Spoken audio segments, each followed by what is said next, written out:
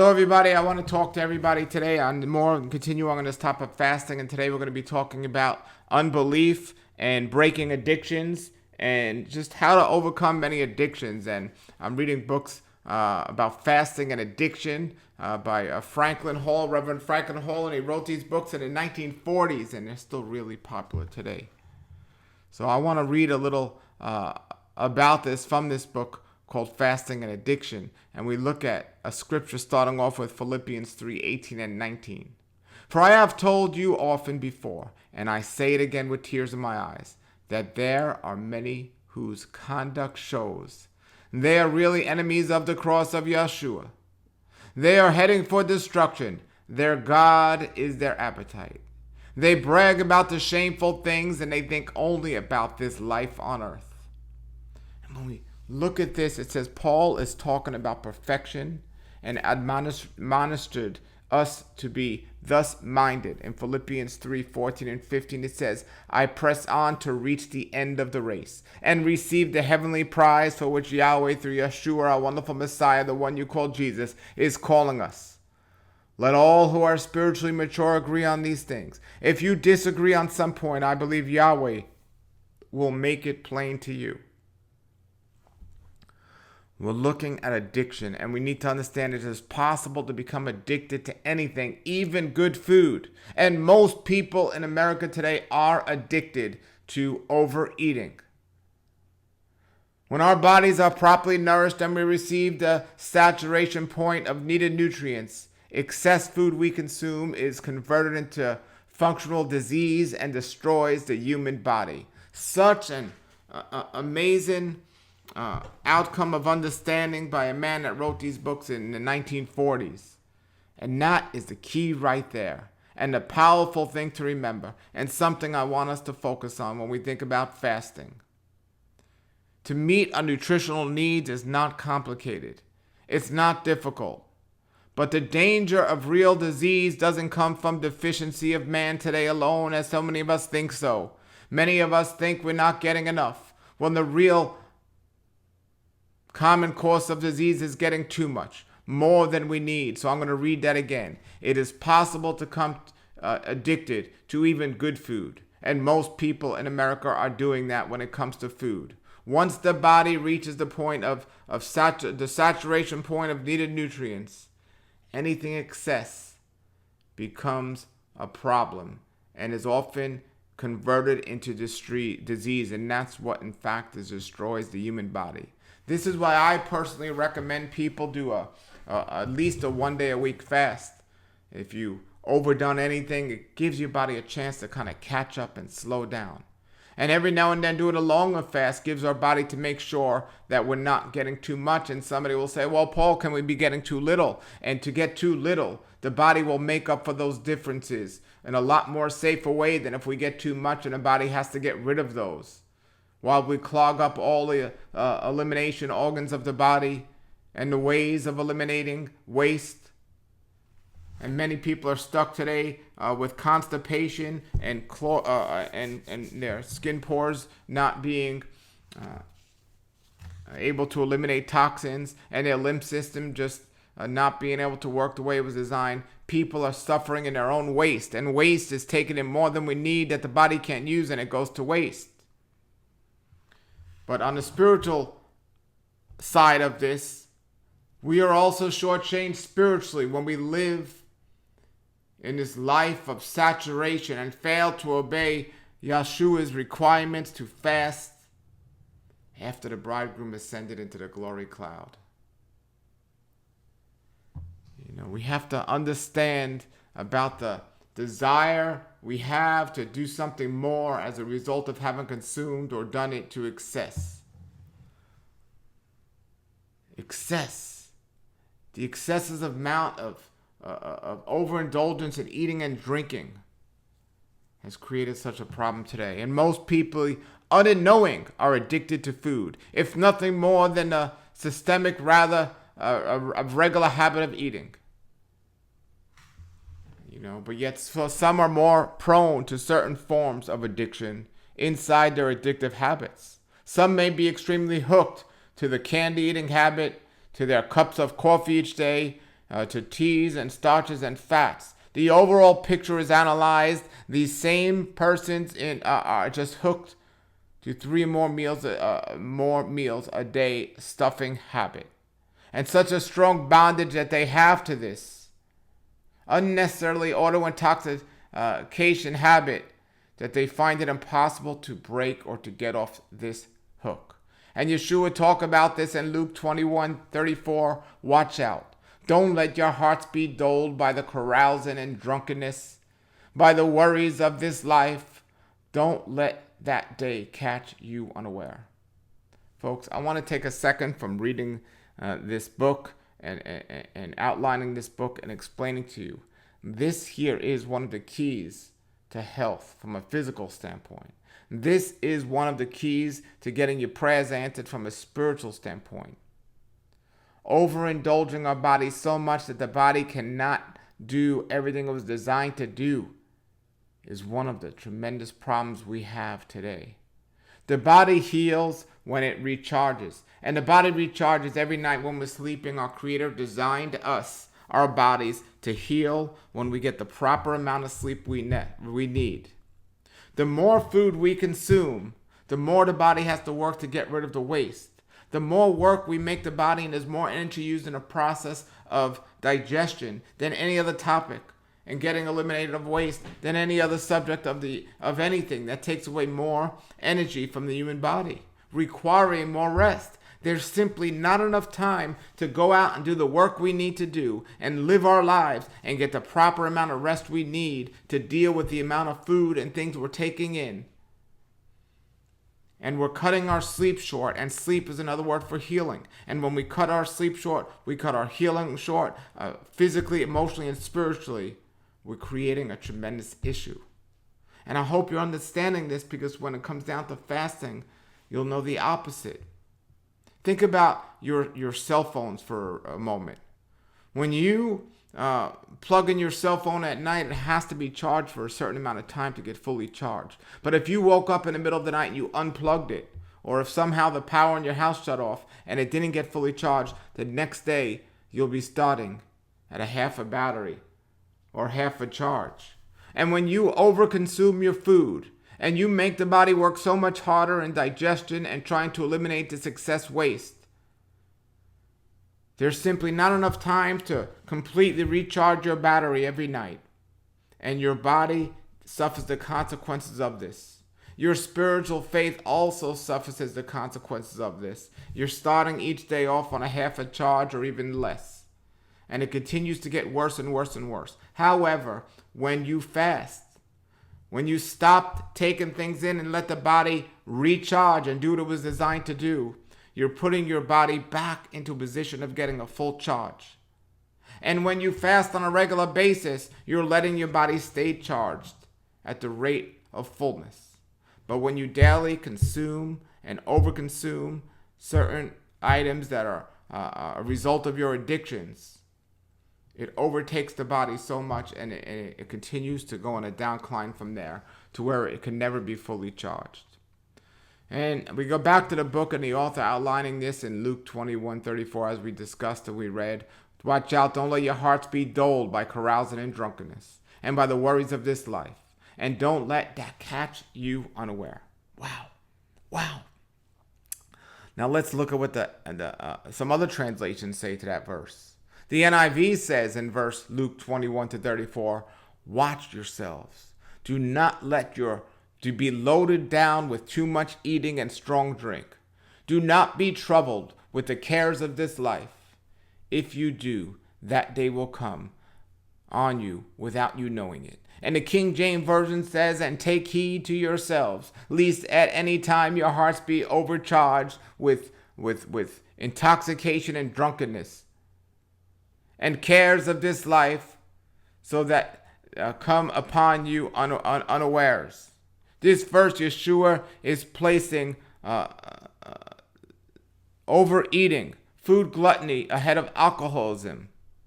They call it sulfurating, just giving yourself sickness and tiredness and all sorts of ailments, and so on. The regular stuffing program keeping our organs and our energies at its lowest. And this is not a message, folks. I'm going in and back from the book and from what I'm saying and from the book from what I'm saying. But I'm explaining to you right now, this is not a message of moderate or doing things to a certain level. It says that, we could drink, but we can't get drunk. No, drinking is bad. Getting drunk is the excess of something that's bad already. Well, eating in itself is not bad, but food in excess is very bad, and it creates a problem.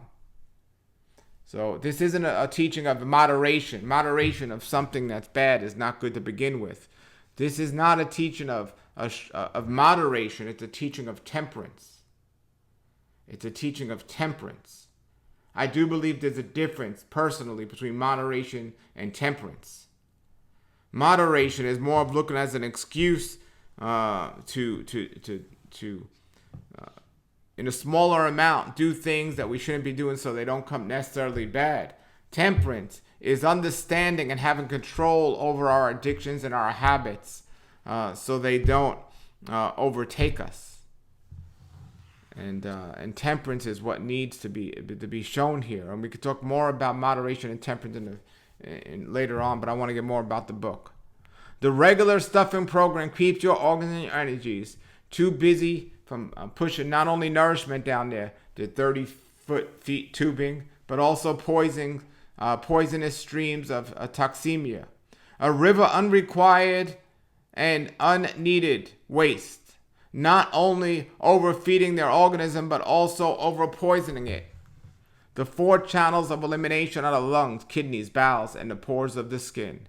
They are so choked up, filled up, and oversaturated with nourishing things that they cannot function properly. These nutrient particles, in turn, become toxins. An over amount of these toxins in a food addict who continues on without fasting, oftentimes turning into disease. High blood pressure, tumors, cancers, ulcers, boils, arthritis are all oftentimes brought about the lusting of food, if not being also addicted to the wrong food or improper combination of food. Wow. This information from the 1940s in this book, Addiction and All These Habits, has completely so-called hit the nail on the head of why so many people suffer today. Amazing. Like a drug or alcohol addiction, the book goes on to say, the person under the food habit bondage has become ill. Sometimes they are even hospitalized. Like the continued addiction to a narcotic, the food addiction can and will bring about premature death. Paul tells us in Philippians 3:19, whose end is destruction, whose God is their belly, and whose glory is in their shame, who mind earthly things. Wow. And the things that this man discovered in this book, which are all so true, and things I've been teaching for years. When I read this book, I was in full agreement with what people are saying about overeating and the overconsumption of food. And not giving our bodies a chance to do what they were designed to do. You see and understand this? Let me get away from the book a second and explain this. Our body is a plumbing system. And any plumbing system, if you clog up the plunging, everything's going to back up. And that waste that backs up is going to create havoc on our bodies. And it's the addiction substance. And no matter what drug or whatever, alcohol, whatever you think is addictive, the most addictive substance we put in our body today is food. It even goes on to say here in this book, let's get back to what it says, all addictive things comes from vegetation. Every single thing that addiction breeds upon originated from a planet Earth. These ingredients come from plant life, from vegetation. The main difference between narcotics, tobacco, alcoholic things, and foodstuff is in the matter of processing and packaging. Tobacco is from the leaves of the plant. Narcotics from the leaves, seeds, and other parts of the plant. And alcohol products are processed from edible fruit or vegetables of the plant. The matter that mankind handles, cures, and processes the same, determines the way the poison and the concentration of poisons are developed. What brings about such intensified poisoning in tobacco, alcohol, and other narcotics? Fermentation is the answer. Fermentation is the answer. When certain food products like the leaves of tobacco are allowed to ferment, it is stirred up, steamed, turned over, and cured. The strong flavor or odors become intensified as it spoils, and poisoning likewise becomes intensified. Fermentation of grapes, corn products, with added sweetening power brings about a greater amount of alcohol or poison. The answer to the above question in a nutshell is spoilage. Alcohol, tobacco, drug, and narcotic ingredients are the product of fermentation and spoilage of even food. Food things, yes. Before the flood of Noah's time, we believed it was doubtful that the products that grow the plant nature would ferment. There may have been more oxygen at that time than today. Oxygen, or the lack of it, seems to have a relationship to fermentation. Noah may have produced the first alcoholic beverage in Genesis 9:20-24. This here is so important because it's an intoxication of the food that spoils in our body, the putrefaction and the fermentation of that food that the body cannot release because the organs of elimination are so clogged up that it backs up into our body. And this creates sickness and disease.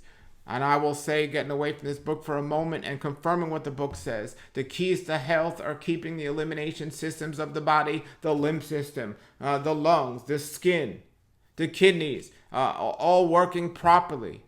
Keeping that piping system clean and working properly. And the major cause of disease today is the backing up and stuffing up of those organs and all the toxic waste, the fermentation and putrefaction backing in our bodies.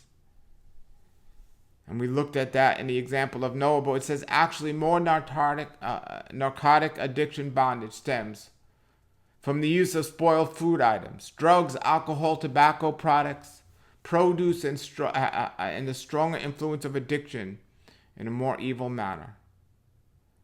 Without regular seasons of Bible fasting, whether it's daily, weekly, or monthly, or yearly, so does the continued use of ordinary food products bring about the evils of addiction bondage. This is why Yeshua, the one you call Jesus, told us we would fast, to keep broken the environment of lust for even food things and from the natural influences. This is why Yeshua put a fast on every believer in Matthew 9:15. Yeshua replied, "Do wedding guests mourn while celebrating with the groom? Of course not. But someday the groom will be taken away from them, and then they will fast." How is this addiction brought out? How is this addiction brought out? The seed of addiction is brought forth from within one's stomach and his bloodstream, from the ingredients that are systemically placed either into the stomach or into the bloodstream.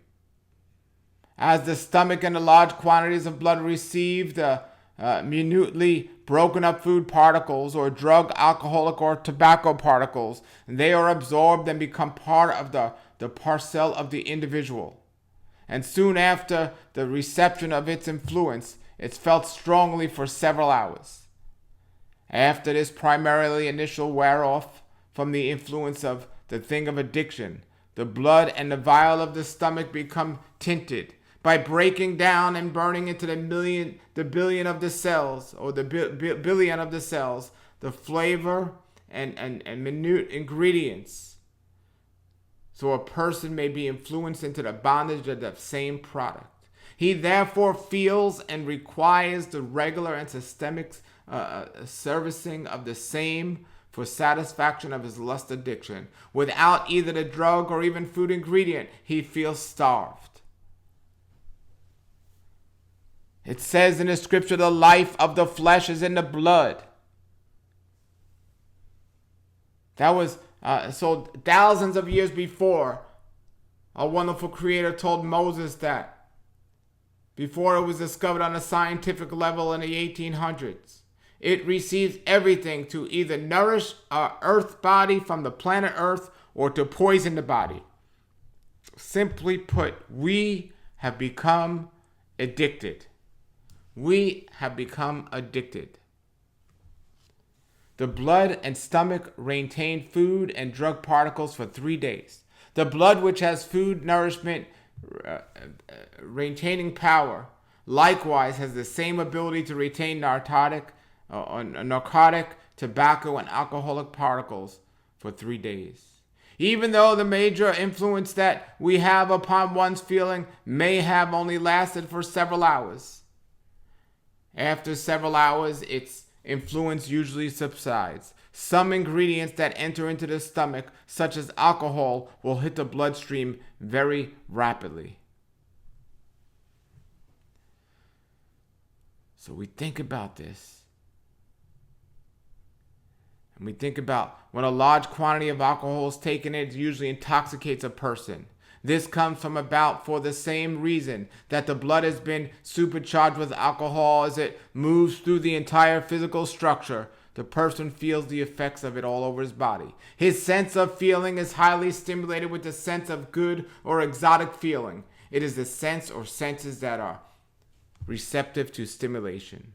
The so-called good feeling, which has been aroused for the time being, contains a false side. Afterward, one may be let down as much as he was seemingly exalted. Oftentimes, when one sense comes under the stimulation or becoming exhilarated, other senses may likewise become stimulated. Their feelings are not only bred through the appetite of hunger, but other appetites are sometimes brought into play, such as the appetite for sex or greed. And the blood likewise has a pattern in it for hunger, gratification, or satisfaction, just exactly like the appetite of hunger. And the stimulation of the blood through bathing the sex glands with the stimulating aspects of the drug or alcoholic spoilage food product, taking either inwardly or into the veins intraversely. However, excess use of drugs, food, or alcohol may dull and retard the appetite feeling. The addiction creature to which most addictive slaves are hooked. The addict's fourfold appetite turns into the worship of the untamed headed snake, like more deadly than the beast organ. This demonstrates and hooks us unwearily. This is man's 28 to 30 foot long digestive intestinal tract. His tongue at the beginning of the 30 feet creature contains the seat of the taste of the lust buds,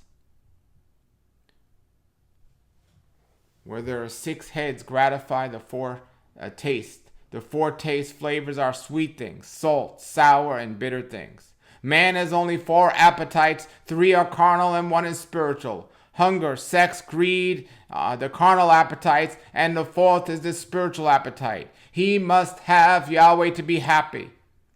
The zone of silence is our spiritual appetite center. Doctors call it one of the silent zones because they do not know what it is. Oh, taste and see that Yahweh is good. Our hunger, appetite, devotion, experience, the old things disappear. Physically speaking, likewise, feel better and have more energy as we accept all that Yeshua is. In the deep seat of each one of our carnal appetites can large quantities of life-giving blood become centered at the time of addiction gratification. The stomach has the ability to contain the largest quantity of man's natural life forces. 1/2 of his blood is called into play at the time of eating a meal. The generative organs of the sex appetite will be next. When the greed appetite is filled, the large quantities of the blood go into a person's mind, and when it becomes obsessed with money and wealth making, etc. This also explains why certain types of drugs are gratified by some addicts, while in short, by needle directly into the bloodstream. This stimulates the senses more quickly, thus hastening the lust pleasure. The Bible calls this desire carnality. Until this residue of poison becomes extinct, the lust appetite centers continue to crave. Hunger for the demand and re-entering of the narcotic earth food poisoning into the appetite centers of his stomach and the villi tips of the stomach and the bloodstream. For those who have a deeper addiction, bondage of tobacco, alcohol, narcotics, etc., the author will break down the addiction cure more easily for them. The roots of these habits become deep-seated in the desire nature for deep gratification of the appetite for both good and harmful things. In time can become such part of the intestinal tract and of the bloodstream that these very ingredients seem almost impossible to part with or do away with. Know the truth, and the truth shall set you free. Acquire appetite of the kingdom of the new desires become more deep-seating than realized. Most remedies and the way it's treated on the subject only scratch the surface and do not really get into the bottom of the situation. To work on the cure of any bad habit, one must go into its source. In this case, we can find that both good and bad habits are located in the gastrointestinal canal, and we must work its roots and outwardly instead from the surface inwardly. Let us go directly to the tongue-stomach organ. The deep-rooted smoking habit, tobacco habit, alcoholic, dope, and sex habits are most quickly and even easily eliminated by working the hunger organ, which is identical with the digestive tract. Your adverse habit can completely and quickly be done away with. Because the author is showing you very plainly, it is in no uncertain terms, how to hit the habit right on its head. To do this is to kill the habit, your first requirement. Do you really want to give up your habit? If you only want to give them up half-heartedly, or if you really wish to experiment with this plan, then it might be better for you to forget it right now before you go into a further. One needs to have a sincere burden to try this effective plan. The right mental attitude and a proper frame of mind must be established. With the right purpose and attitude in mind, you will succeed. Any adverse habits will be lost, and it can successfully be killed forever and never return unless one wishes to reestablish it. Your appetite desire will leave you in 3 days. The same course of instruction that can break the smoking habit can break the rest of the addicting habits for tobacco, alcohol, and narcotic addiction. The hunger for food desire will leave temporarily. You will not need pills or need to go to a clinic. All you will need is just you and your mind made up from the following simple instructions. Right on through. Breaking the tobacco, narcotic desire. You will work on the tongue appetite organ by withholding food from it for 3 days. You just fast the tobacco or alcoholic or dope hunger organ from everything except water. During this extremely short period, one must not smoke or take into his mouth anything except pure water. Yes, the nicotine, caffeine saturated organ of the bloodstream must have a vacation in order to create a tremendous load of toxic poisons, to create the tremendous load of toxic poison from within it. When we eat food, even without smoking and drinking, nature cannot eliminate these poisons. One has to stop bringing into the stomach any type of food of these ingredients that can cause the habits of them.